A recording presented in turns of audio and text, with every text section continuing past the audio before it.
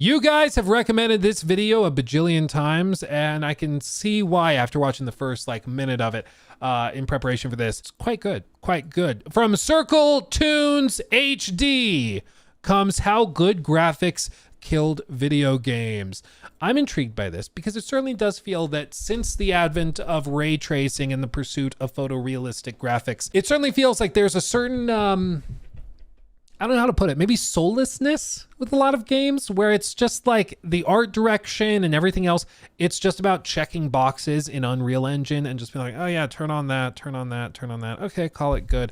And quality art direction. And what often happens is like games that are restricted by hardware, a lot of the time the teams have to go and figure out how to even get the game running, right? So like Breath of the Wild, that art style exists because of the hardware limitations. Like the reason why they went with that sort of cell shaded style was because that's the an art style that facilitated the scale of what they wanted to do in a piece of hardware that was quite limited in the form of the original Switch. And so I think it's often those limitations that can breed innovation and can breed something really, really fresh and new. Because I think if you just have endless compute effectively, you know, with a 5090 or something, you can just skip over a lot of that. You don't need to find clever or creative ways to present your game. You can just check the boxes, you know? There's not a lot of showmanship in it. So I think that there is an element of this sentiment that certainly is present, and I feel it too. So let's see what he says. Let's see. You're watching this video most likely from a phone, possibly a computer or a TV, and if you're really freakish, maybe even a smartwatch. Hey man, you okay? What are you doing here? Everything all right at home? But regardless of your chosen device, all of them are made up of a combination of red, blue, and green blips, tricking your stupid reptilian brain that what you're seeing is real, three-dimensional, and filled with millions of colors. And since gaming consoles and displays have grown and evolved over time, gaming has tried to keep up, and for decades it did, with enormous graphical leaps that would genuinely, instantly antiquate what came before it. And if you grew up in the 90s like me, you would have seen modern gaming evolve from this to this. And before my childhood, you'd have moved from arcades to in-home gaming to crazy visuals in your pocket. But if you're Yeah, and this is something that's always, like, it's an inevitability. There's always going to be diminishing marginal returns for any piece of tech. It's just going to happen. Like, as time goes by, back in the 80s, you're here, 5-year period, you get a massive leap in terms of the difference in what you're putting out. Another 5 years goes by, still a big leap, not as huge as the one before, but still very, very big. And then like, as you go on generation to generation, you eventually get to like the era of the Xbox 360 going to the Xbox One. And there's a real tangible improvement that you can see. You just glance at it, you're like, that is next generation. That is a next gen game, because the old one, everybody was so low poly. They were all jagged and sharp on every curved surface. There, I can't see jagged surfaces. It looks way better. Texture quality, way better. The resolution is way better. Like immediately you can see it. Nowadays, the leaps are there. Like going from no ray tracing to ray tracing is technically a leap, but it's much less of a leap, at least in terms of like immediate appreciable tangible difference than what we've seen before. And I think that's part of the reason that like this generation has felt kind of bland, because like we went from games rendering at 1440p checkerboarded up to 4K with the PS4 Pro. Now we upscale them from like 1080p to 1900p, and there's some ray tracing stuff, so there's that. But like it does not feel like we've really made that big of a leap, other than load times. I think load times though are one of those things that you get used to really quickly. A lot of us forget how slow load times were in the PS4 era, even with the hard drives physically like spinning to load data. Now you can just like instantaneously pop over. Like I was recording footage and B-roll for no reason at all of Ghost of Tsushima's director's cut, and dude, the fast travel times, ridiculous, absolutely ridiculous. You open the menu, you go over here, you hit triangle to fast travel, it like fades to black, fades back in, and you're there. It's crazy. And that was not something that you could do on old hardware, but that's something you get used to, you know? So it doesn't feel like that big of a leap. You just are like, yeah, you're used to it, whatever, don't worry about it, you know? It was also very fast on PS4, if I recall, but like, again, PS5, it was like night and day, crazy. Anyway, continuing. Growing up now or just getting into gaming in the last 10 or so years, you would have seen modern games go from this to this. But somehow the prices to make and play these things have gone from this to this. What? We are no longer living in a time of meaningful graphical evolution, and half the time we seem to be going straight fucking backwards with a monstrously higher development cost too. But why when we... But also, this is the other really stupid, depressing thing, okay? Like, have you guys actually looked at what Roblox looks like? Have you actually looked at it? Dude, the younger generation does not care about graphical fidelity. Like, the youngest generation, they do not care. They just don't. And like, these are the games they're playing. Like my little sister, she plays Roblox all the time. I'm like, what? Why? Why would you do that? But they just don't care. Like, there is sort of a split because there are younger generation gamers who are getting into PC gaming, and like, you know, the 14, 15, 16-year-olds, they're into it for sure. But there's also a huge subset of the younger generation that have grown up playing Minecraft, grown up playing Roblox, and they don't really care that much about graphical fidelity or like changing art styles because they're playing these like platform games like Roblox, Fortnite, Minecraft, where there aren't new releases. It's the same game it's been for years and years and years. So they don't really care about those big leaps forward. And I think that's also part of the reason why companies have felt that they don't need to push for big leaps, because a huge chunk of players don't care. We look back at two different titles, really from any era, one striving for realism and the other a defined art style, we reliably get the same conclusion. One will soon be replaced by a slightly different looking, equally as expensive to produce product, but style is forever. What a transition, Ray dude. tracing, I'm sorry, that seemed a little aggressive, but I'm being serious. Hold on. Ray tracing, I'm sorry, that seemed a little aggressive, but I'm being serious. We've spent years and millions of dollars trying to get reflections and lighting to look slightly better for a very small number of systems and hardware, and all we got was an unoptimized setting that half the time nukes your frame rate so you can take really pretty screenshots and play the game in an objectively worse manner. Hey, hi, why don't we put the same time and energy into researching a better optimization strategy so everyone can enjoy every... And this isn't coming from...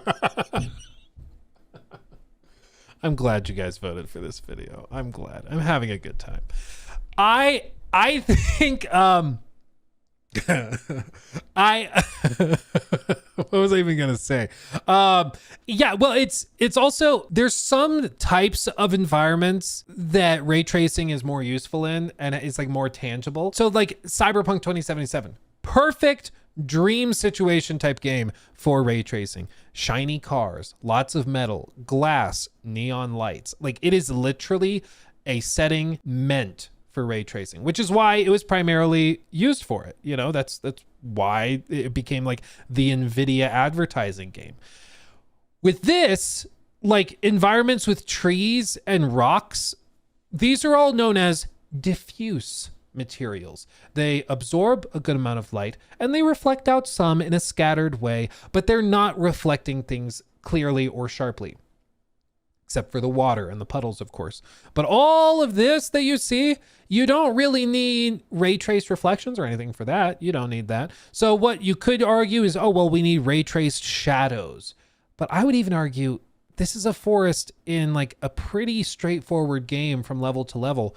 We could just bake in shadows. We don't need to do this. Like, how do you think The Last of Us Part 2 looked so good without ray tracing? It's because they had very, very talented lighting designers working on the game, and they baked in most of their lighting because they didn't have a dynamic day-night cycle. They didn't need any of that. They knew that they were dealing with something static, and then they went and like built it out in a very intentional way, knowing the limitations of the hardware. Nowadays, and it's why I've said that DLSS and other such tools are used as a crutch, I think that all of those considerations can just be hand waved away. Do we need to worry about carefully, you know, designing the lighting of this environment, and then we'll do baked in shadows, we'll do all this stuff? No, we're just going to check the box that says ray tracing, and then we're going to compile the game and then let users change the settings if they need to. And if it runs poorly, they'll just use DLSS. Whatever. whatever. And that's like, I really think what comes down to a lot of these games when it comes to performance is it's just like, we'll let them tweak settings and then they can use DLSS or FSR to get playable frame rates. And it's too bad. But Luke, then the game looks more cinematic. And that's the most important thing in gaming after all. Well, it's like what the Digital Foundry guys said, where they were saying, I think it was John mentioned it in one of their podcasts. He said that ray tracing is part of a sort of paradigm shift where in previous generations, everything was about sort of carefully handcrafting the lighting and all these things. And there were limitations to that. So things weren't fully dynamic. You know, you couldn't have full day-night cycles in that same way with the same quality of lighting, because if you wanted high quality lighting, you largely needed to bake it in and carefully do it. So games that could have benefited from day-night cycles can't do that now. And other things like, you know, a game with no ray tracing turned on set in Night City looks significantly worse than if you do have ray traced lighting within it. And I get that. I get the argument that we are at the first stage of a paradigm shift towards ray tracing. Just like the first few games that were doing 3D were rough and didn't run anywhere near as well as the 2D games that came right before it. But after a few years, we figured it out and it started going better. I'm sure in 5 years we'll look back and it'll just be, you know, onto a new gimmick and it'll be whatever. But as of right now, I'm still frustrated. You know, even if you're like, this is in the pursuit and for sake of progress, I still don't have to like it, you know? Like, I don't have to like it. Basically another case of substituting technology for skilled labor. Yeah, it's just cutting corners because they think that most gamers won't care or notice. And honestly, some might not. Like, honestly, some people might not. They probably can't tell the difference between 1080p and 4K. I'm kind of jealous because if I couldn't tell the difference, I'd be playing every game at like 300 FPS. Can you imagine if you couldn't tell the difference between 1080p and 4K? Your life would be so much easier. But I have this burden to bear. I can see the difference. As a result, I have to crank DLSS if I want it even close to playable. Take really pretty screenshots and play the game in an objectively worse manner. Hey, hi, why don't we put the same time and energy into researching a better optimization strategy so everyone can enjoy every... This isn't coming from someone that can't run it. I have a top-of-the-line gamer PC, and still the first thing I do when I start a game is turn off motion blur and ray tracing. Wow, For now real. it's actually a good game that runs and looks good. Until they disable the ability to turn off ray tracing. Like, no, it's like core to how we built it. You can't turn it off at all. Sorry. Which does happen. I remember Star Wars Jedi Survivor. On console, even the performance mode required ray tracing because everything was built with it. They did not build the game for any other alternative. So, like, you had to figure it out. Check this out. Mario and Unreal Engine 5 out now. But the argument for or against this for me doesn't only come from a place of aesthetic, because I'm sure with time it'll eventually get better. It also comes from a financial one. The entire newly named AA and higher gaming industry are frantically trying to make their games look as ridiculously next-gen as possible. But newsflash, dipshits, the next gen doesn't fucking exist anymore. We've reached gargantuan levels of diminishing returns here, but we're somehow simultaneously chasing the dragon of progress with 100 times more money than ever before. Development costs have ballooned by tens of millions of dollars, which means the prices of games have ballooned with it. Everyone is frantically spending every resource for 1% improvements, and temp jobs, layoffs, and rotating doors are common in the gaming industry now. But I know I don't need to explain how horrible the current game development landscape is, but maybe you haven't considered some of the reasons as to why it exists. Many companies have fallen in love with the video part more than the game part. See, the AAA gaming industry loves marketing, often more than developing. They love flashy trailers, banner ads, slogans, catchphrases, and numbers on a screen that mean I love how this whole thing is just Todd. They like marketing the game more than they like making the game. Todd. I've always said Todd, phenomenal salesman. And I'm not down for what some people do where they throw the baby out with the bathwater. They're like, oh, so Todd is a salesman and he says a lot of stupid stuff that gets him in trouble because he overpromises and underdelivers. Does that mean that his whole career has been like a fraud or a fake? No, he is one of the most accomplished video game designers in history. He's made games that have been played by millions and are on some people's favorite games of all time list. Like, he's great. He also lies sometimes. They can both be true. He can be a very good game designer who also got kind of too big for his britches and now is more corporate than a game designer. I think that's mainly a lot of his recent problems. It's literally the moment that they got the idea for the Creation Club to do paid mods and stuff that he went off the deep end, and like they started doing the live server thing with Fallout 76 and the mobile games and then everything else. It just became about money, and then I think the game suffered as a result. In absolutely nothing because Candle. This flavor is Macintosh Apple. Actually, no, I'll do the official Todd one. I'll do the official Todd one. This one, Todd, is spiced pumpkin. Appropriate, right? My little spiced pumpkin. Here we go. Somebody asked me, why do you have that pipe for, or the pipe lighter or whatever they call it? They're like, why do you have a lighter for like a crack pipe? It's like, this? I use this for candles. I'm way less interesting than you think I am. Yeah, that butane lighter people use for drugs. No, I use it for candles, dude. Rocking and rolling. Continuing. because it allows them to pander to their shareholders. We are the future! They are the stupid... Oh man, the new AI-powered glunch board with 90 billion terashits of mega slop! You'll be blasting off at 14,000 frames of... What are you playing? It's a 2D Metroidvania that honestly could probably run on a Sega Saturn. It's unsustainable from the development to the marketing. Attempting to optimize your futuristic next-gen title for 1,000 different rigs and brands of hardware is a logistical nightmare. And the price of that nightmare is passed on to the consumer in either rising costs or broken games. Accessibility matters, optimization matters. Video games were never supposed to cost hundreds of millions of dollars, but now that they do, we should be striving for more innovative gameplay, ways to connect people and push the boundaries on what makes a video game fun. Oh, but the trailer and the extremely curated gameplay reveal look so good, right? Look at the reflective puddles! Oh, fuck. I don't look at the puddles. Dude, do you remember Puddlegate? That was the whole thing where the initial trailer, as he shows here, go back just a tad.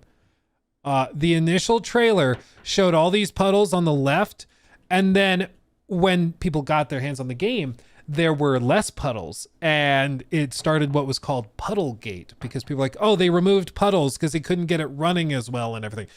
It's like, clearly they moved the puddles. Insomniac came out and said, no, it's just time of day differences. I'm like, bro, there's literally different puddles. Like, there's not water here or over there like there is over here. Like, literally you removed puddles, but is it a big deal? No, it's just like, don't piss on my back and tell me it's raining, you know?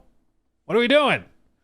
What are you doing? I thought it was such a stupid thing for people to get upset over. Yeah, there's a range, you know? There's a range. It's why, like, if you're gonna pick something to be upset about with a game, I just want people to be a little bit more precise. Like, if you're going to be upset over, like, Suicide Squad Kill the Justice League, people are like, yeah, that game failed because of the character designs and because of how they designed Mrs. Frost or Mrs. Freeze.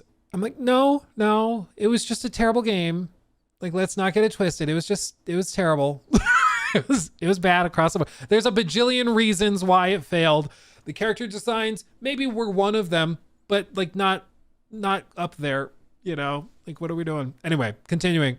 Oh, fuck. I don't look at the bottles. Do not look at the bottle.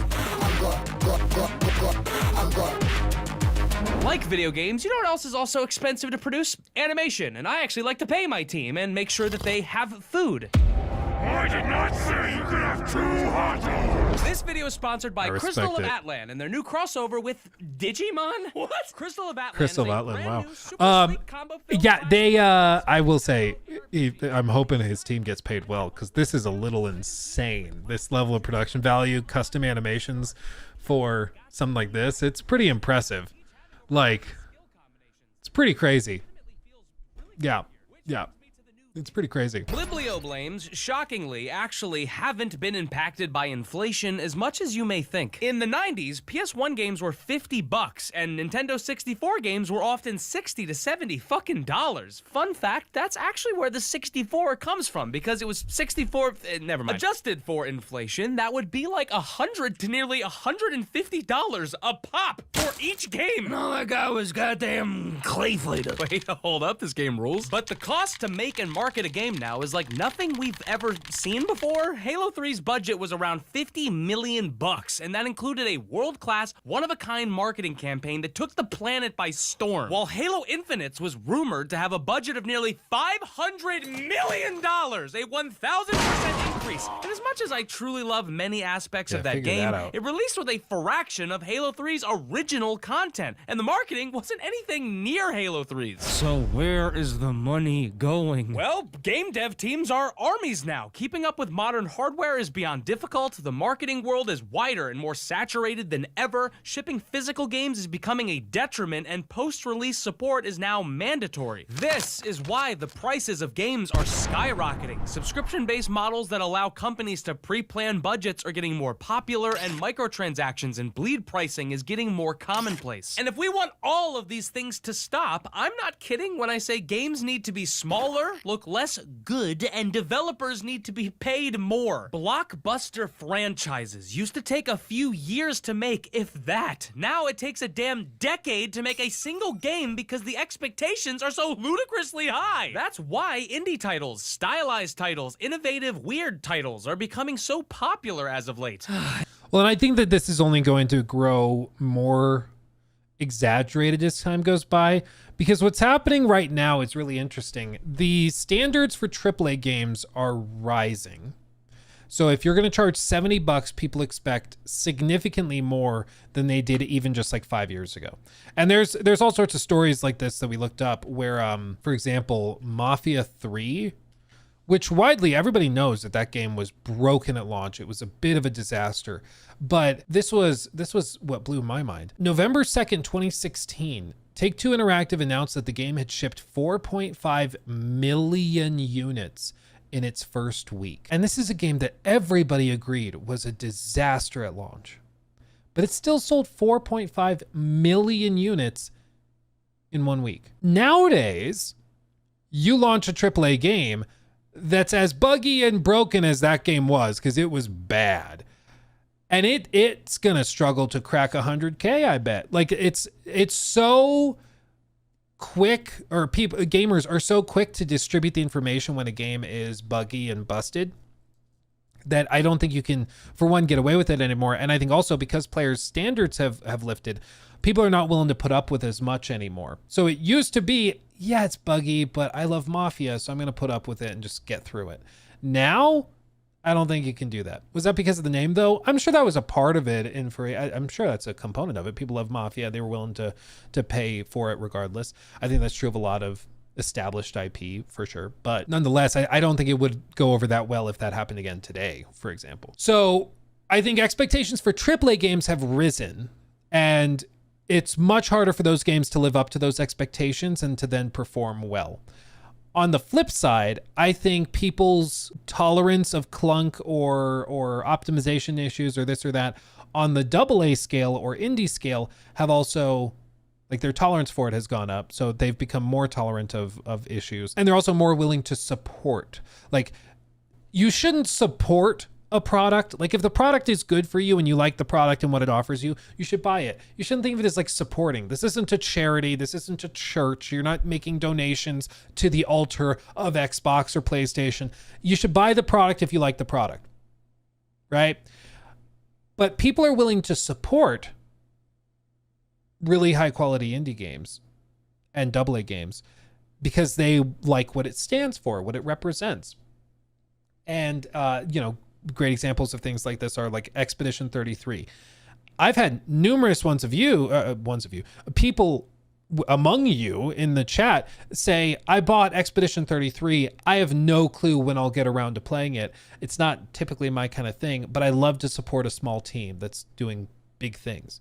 A lot of people willing to support them, even if they didn't necessarily like the product. And that, I think, is reflective of a broader dissatisfaction with the industry, with the big players in the industry, because they're not just buying the things that they want to buy because they want to buy it. They're also supporting something to send a message to the bigger guys, you know?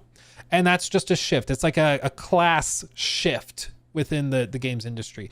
And how big and how large scale is that? I don't know. I've heard plenty of you guys say it, so it is anecdotal, but I do think that that's at least a piece of this. And I've seen it, like Expedition 33 doesn't run very well. It doesn't. A shocker, I know. I love that game dearly. Literally have the monolith behind me right there. I love that game. Doesn't run the best. It's an Unreal Engine game and it is kind of blurry. It just is. But I'm willing to tolerate that because it was cheaper. It's from a smaller team. Like, I'm willing to tolerate that. It's $40, so it's okay. Like Geralt says, yeah, I think a lot of people, I just realized Geralt of Rivia. That's awesome. But yeah, I think that is certainly something that's happening. And as a result, a lot of the money is being funneled out of those AAA games. And if somebody sees something like a red flag or a big problem with a AAA game, they're much more likely to not bother buying it. And they'll just go buy an indie game or a AA game instead. And yes, R&D is worth something. Yes, it's in our best interest to strive for better. And yes, we should always be trying to evolve our art. But can we wait until it's more fucking affordable? Nintendo, I feel, is a perfect example that encompasses all the good and bad here. Check this out. Nintendo launches an extremely affordable console that breaks nearly every record ever, but it runs on leapfrog hardware and a dream. Most of their games look extremely good, even on the weaker hardware, because again, a concrete style is worth far more than high-fidelity realism and graphics. But because of that same lacking hardware, some games run poorly or are forced to make optimization cuts, either in graphics or frame rates. So what does Nintendo do? They work on a second console, this time far more powerful than the last, one that can run modern-looking games but maintains the hybrid gimmick. This causes the price to jump up, and even though it's still on the mid-end of modern consoles, it's seen as greedy, despite gamers begging for this exact upgrade. But I don't like the price! Then why did you ask for it? Now, games being $70 to $80 is complete bullshit. It's not the highest we've ever seen by a long shot, but it's also obviously not the cheapest. I also think this is one thing that's driven me kind of crazy about these comparisons to the 80s and 90s. Yes, it is true, adjusted for inflation, games back then would be like $150 today. That's true, adjusted for inflation. What you didn't necessarily adjust for is the number of units and how big the industry was. So at that time, there was this many people buying video games. So the price had to be larger, like multiplied by fewer people, to be able to pay the bills. Nowadays, the industry is massive. And so you don't need $150 multiplied across the massive market to be able to pay the bills. And then you see all the other ways that they're also increasing revenues by doing DLC, by doing, season passes, in-game microtransactions, XP boosts, and all that stuff. They also, that's a good point, Caveman, they didn't have digital games. Digital games also have significantly removed one of the major fees here, because retail fees, distribution fees, and everything else that you tie into that could account for 30% off the top of your gross revenue. You make you sell your game for effectively $100 adjusted for inflation today. Well, $30 of that immediately goes away and goes to Best Buy or Kmart or whoever you're buying it from, Toys R Us. What a throwback that is. Now it's something ridiculous, like 95% of copies are being sold through digital platforms. So they're just taking all the money, So whenever I hear people bring this up, I get it, but if we go down one layer lower, it doesn't really hold up. Yes, these were expensive for the time, but they were excited to sell a few thousand copies of a $150 game, or even a few tens of thousands of copies. But units were nowhere near where we see Mafia 3, we just looked at, 4.5 million in a week. Nothing like that occurred back in the day to that scale. So it's just different. It's just different. This was when the industry was in its absolute infancy, and so things were expensive. as time goes on and industries mature, typically prices go down as efficiency is raised. Part of the problem is that efficiency has not raised at all. If anything, it seems to have dropped because it's taking teams longer and longer and longer to put out games that are shorter and seemingly less impressive. Cheapest, and the new tariffs and trade war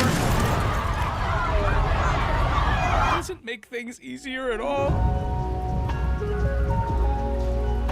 Why do old Pokemon sprites still ooze charm, but every 3D Pokemon game somehow looks worse than the last? Why are indie games coming out faster than ever, toppling AAA studios and claiming so many awards? How do these smaller gaming experiences, sometimes made by a single individual, garner such massive loving fan bases? Balatro, Vampire Survivors, Slay the Princess, Inscription, Animal Well, Pizza Tower, Blueprints. Because a refined art style will always age better than the skin pores of the month. Because you can tell an emotional story, no matter your poly count, and because bold and defined visuals let your game stand apart and speak for themselves, no matter the budget. Just take a look at Expedition 33, a small team's first project, an outstandingly beautiful title that blends the two design philosophies together, sacrificing neither while making a visually distinct and affordable game. By the way, this is like one of the best games I've played in the recent decade. If it doesn't win Game of the Year, I might actually like lose my mind. And this isn't like nostalgia glaze either. This effect happens time and time again, and not just with modern indie games, the gaming industry as a whole. Look, Last of Us is an incredible game. No argument there. One of my favorites, and obviously a very high fidelity and pretty game, especially for 2013. And by the way, do you want your brain to like fucking melt? Last of Us released a year before Dark Souls 2. Yeah, what? But do we really need to remaster The Last of Us so many times to the point where you can't tell the fucking difference? What the fuck's the point of this? What the hell does this mean? You all are spending millions on something I can't fucking say! Now, none of these arguments mean bunk shit if I can't point you towards a modern game that encompasses all of the attributes I'm seeking in a title. Affordable for the consumer, low development costs, balanced and sustainable work environment, gameplay first framework, kinda indie but kinda not indie, no long blow.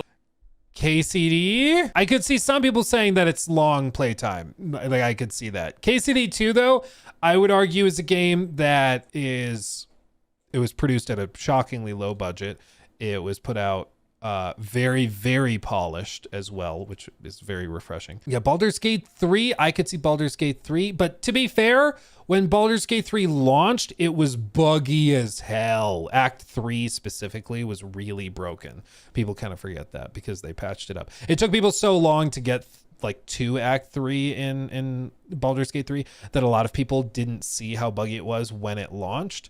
Because by the time they got there, it was fixed up and improved. But yeah, I could see Baldur's Gate 3. But, you know, speaking of rose-tinted glasses, it's important to remember how it was. And even, I mean, again, Expedition 33, I love it dearly. It also doesn't run very well. It just doesn't. It just doesn't. But I love it dearly. But it is definitely an Unreal Engine 5 game. Any other ones? I mean, you could look at Tears of the Kingdom is probably a really good example as well. Yeah, I'm sure there's lots. Loaded playtime, stylized graphics that will age beautifully, heart, soul, and dare I say it, fun? What the hell? A game's priority being fun? I give you one of the most innovative, impressive, and genuinely fun games ever created, where there unironically wasn't a 5-minute gap at any point where I wasn't smiling ear to ear. Oh. I could sum up this title in one word. Split Fiction. I feel bad I didn't think of that. Ugh. Split Fiction is very good.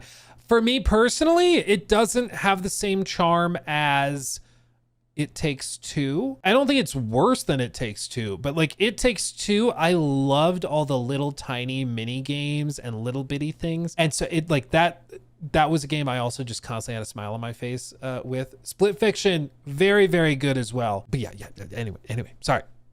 It would be hybrexneotheristic, which I made the fuck up because there's no actual fucking word in the English language that can describe how good this game is. From the very first second to the last, this game assaults your senses with a bombardment of creative ideas, only to throw them away 5 minutes later so they can fit in another dozen crazy mechanics into the same section of the same level. It's downright baffling how many fun and interesting gameplay ideas are packed into this 12-hour game and how often they build rolled off of them multiple times. Not only is Split Fiction insanely fun, but it's optimized beautifully, runs like butter, and looks so damn good. I've never... And I think it's also an Unreal Engine game, I'm pretty sure. It is wildly impressive. Hazelight is massively underrated, even though they are very highly rated. They still should be rated more. But it is very, very good. And it's one of those games, I think the reason why I've kind of spaced it is because me and my wife played it together, and we got through it like in 2 evenings because we just like had a great time with it and just kept going. Like we just blasted through it because it is one of those games where the pacing does not let up. It's just one thing after another, after another, after another. It's just better and better and better and better and better. It's very, very good. And so maybe that's part of it, is that it was here and then gone so quickly because it was also ironically so good. I don't know. That was very sweet. That's very good. Glaze. Yeah, I mean, some things deserve some glaze. I'll give you that. I also think Expedition 33 is a game you can play in 20 years and it'll still be amazing. Same with KCD 2. They're just very, very good. So yeah, but that is fair. That is fair. And how ironic and weird is it that in the year of our Lord Todd Howard, 2025, we are talking about EA as a publisher, like putting out one of the top games of the year, in this case, Split Fiction. It's absolutely crazy because they're publishing this. So it's absolutely crazy. I don't think anybody would have expected that. I don't think EA would have expected that, but props to them. Props to them. It's really cool to see them make a turnaround and still support this. And I mean, they could have also shut down BioWare by now. They haven't. They're giving them the chance to do Mass Effect, so we'll see how that goes. But yeah, it's very good. It's very good. Great video from, again, CircleToonsHD, 3.5 million subs. Get over there, give them a sub yourself.